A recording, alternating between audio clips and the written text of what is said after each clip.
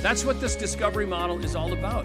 Being able to get with a group, get with an individual, notice how they're showing up, pay attention, and figure out who they are in relationship to you. Today, discovery is still the most incredible journey into the unknown, but it's you. First thing in the morning, and you did it today, you wake up, you look in the mirror, and you say to yourself, without realizing it, who am I going to be today? How am I going to show up today? What am I going to do today? Because one minute you see red, the next minute you see green, a minute later you see yellow, and a minute later you see blue energy. So you've really got to be on your game to pay attention to how can you lean into their style. Speed up for red, slow down for green, smile for sunshine yellow, and get serious for cool blue. And you've got to be able to recognize color energies in those other teams. That's the power of it. And some of you are going to be shocked because you're not the person you think you are. We're looking for consistency. Conscious awareness enables you to stretch yourself and lean into other people's style. It's powerful because it's simple. We don't realize we are conveying to the world constantly who we are. Discovery gives us a system to plug those behaviors into so that we can understand each other. And if we're aware, if we're thinking about it, we can do it. Decide introvert, extrovert, thinker, feeler, laughs, talks a lot with energy. I'm gonna guess yellow. You put a yellow sticker on their worksheet.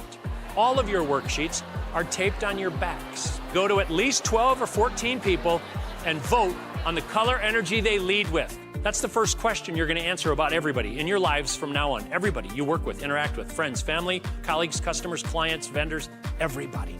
Make a judgment, introversion versus extroversion. Grab a set of blocks and stack them in the order that you believe you show the 4 colors. Because if you create a new brain pattern that says, when I think about connecting with Earth Green, I'm going to think about the best tone. And I'm going to use a different tone with Fiery Red. No tone with Cool Blue. But here's why, because I'm going to put everything I can in writing. Because you, color energies, like stuff in writing. That's the moment when I said, literally, I got to do this. I got to just share this message. Because I think there's so much power in how you use it. What I want you to start to pay attention to is what are those unique differences in terms of personality for you, right? It's not about you being broken. It's about me needing a higher level of self-awareness. So how do I come up with that? Well, I want to share a model with you. And I'd just like you to think about it for a minute to help you categorize how are you wired? What's that unique natural personality that you bring? Think about if it's more fiery red. You're determined, competitive, demanding. You love to get things done and you're task-oriented. You're always in go, go, go mode. Is that you? Does that resonate well? You're always about getting things done. My wife leads with high fiery red. For 27 years, when I'm driving the car and the light turns green, she says, go. Every single time. Go, turn left, turn right, go, go, go. That's high fiery red. You're all about getting stuff done. The shortcut is do it now. A brilliant tool or tools in psychology that helps you access who you are, how you're wired, and what makes you tick. It's about being aware that this exists so that you can be aware of it in other people. I'll let you read this slide because this is going to happen as soon as we go to lunch. You're going to look at each other and you're going to see behaviors. Just read it for yourselves. I know it's crazy, right? But it's true. You do one of these things, don't you?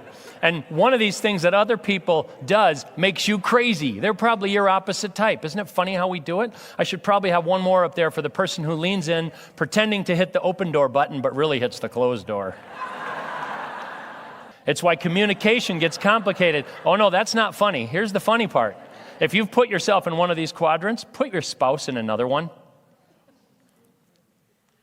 How many of you think you married your opposite type? Oh my gosh, what were you thinking? Opposites actually attract, they do. We're drawn to somebody who's very different than we are. We come together, it feels very whole and very complete, and we marry them and then we want to kill them for 40 years because they do everything differently than we do. I want you to think about that spouse when you go home tonight. Think about the energy that they lead with and treat them that way. Treat them the way that their energy might suggest. If you think they lead with Earth Green, give them a hug for a little longer than normal. If they lead with Fiery Red, go home and offer to do a job. If they lead with Sunshine Yellow, invite them to happy hour or go out with friends and have some fun. And if they lead with Cool Blue, send them a text or an email and invite them to do password or Sudoku at home tonight, right? Meet their energy where it is. Know your unique personality style. Use whatever model helps you make sense of you in relationship to others, but notice the otherness of the other. Everyone in here is unique from everyone else. Everyone brings a gift. Everyone brings a unique personality, and they're dying for you to notice it.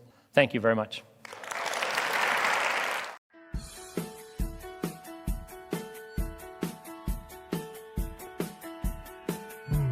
If you're in a meeting and one of you keeps talking and talking and talking, and one of you is trying and trying and trying to think, but you keep getting interrupted. It's the dynamic of communication. It's the dynamic of opposite types. So just by a show of hands, if you lead with red energy, let me see where you are. Let me take a look. Okay, hundreds of you. There's good information there to share, and it doesn't have to only be in this context. Take people to lunch and share it as much as you would like. Wherever you go, there you are.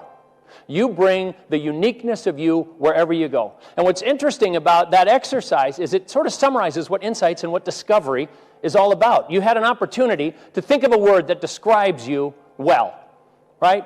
There was a little twist on it, making it alliterative, but you had a chance to share an adjective that would describe you to your coworker. So while some of you started to think about a list of words, you began to discard some of the words you thought of. You thought, that's a good word, that describes me fairly well, but I'm going to look stupid if I bring that one up. I'll discard that. There's another one, oh no, I won't look smart if I use that word. That one's out. At a nanosecond speed, you judge for yourself, how would you be perceived by others based on the words you chose? And some of you came out with a word right away. It just slid out of your mouth, and you went, yes. That's a great way to describe myself. I want to tell 3 or 4 people around me. Some of you did, right? That's a function of your personality as well, the desire to share that with each other. But what's funny is as we make decisions, right, salespeople, understanding customers, understanding how to interact with them, we make crazy judgments all the time. Mark's session was an awesome window opening into realizing how we do this and how our subconscious reflects back to other people, what we're actually thinking, what we're actually saying. But the point is, many times we aren't paying any attention to any of that stuff. He mentioned it. Most of the time, we aren't paying attention to how we're interacting with other people.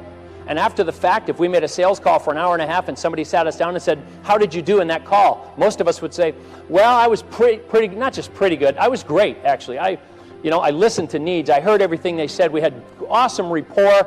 We're going to get some good business out of this environment, right? That's what you think, or that's what you choose to believe. That person goes down the hall and says, man, don't ever let that rep back in here again. That was just what a waste of my time. I tuned out after 15 minutes, but I just didn't have it in me to ask him to leave. How do you really know? Insights Discovery is about how do you really know? For yourself, how do you really know who you are? How do you understand how you gather information and make decisions? Because that's what the psychology that underpins our model is all about. Jungian psychology, this aspect of the psychology, is about how do people gather information, and then how do people take that information and make a decision?